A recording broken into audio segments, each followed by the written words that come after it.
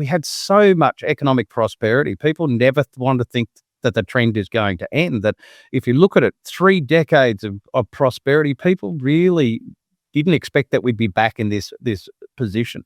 The other aggravating factor for Australians is that we didn't have a threat. So take the Nordic states. The Nordic states at the end of the Cold War, people continued to pay a percentage at the Bowser that would go to government to create their fuel reserves, and that would mean that they were self-fulfilling. So they never really stopped. The Americans had the SIPA, but having said that, they've also been caught short in this. So 2022, we had a sell down under the Biden government of the US SIPA and a release to relieve global oil supply problems.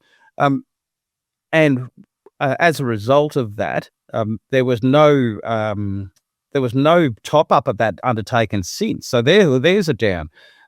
In the Australian context, and you and I were talking about this the other day, the average Australian sits there and thinks, they read in the paper about the then Minister Angus Taylor, his investment in crude oil that went into the US strategic reserves.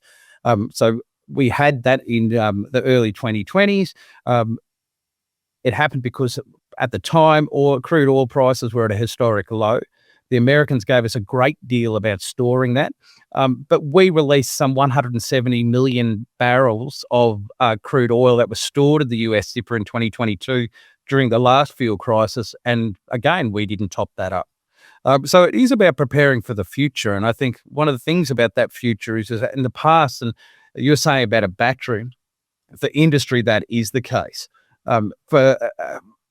In terms of Australia as a nation, we've got to see it as an insurance policy. So 10, 15 years ago, the insurance policy of keeping strategic liquid fuel reserves was seen as way too expensive.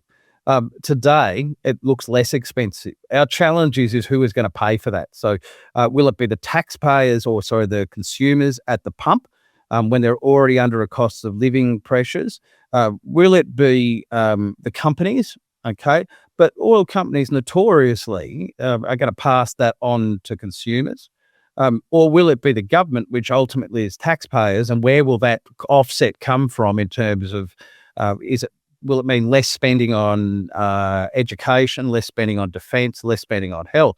Incredibly complex set of situations. And I think the other part, John, to remember here is what we're facing right now, as of when we're recording this, is a price problem, not a supply problem. Okay, so when I say that, supply for the moment hasn't changed. We're starting to see that come into place. China's banning the export of liquid fuels from its refineries.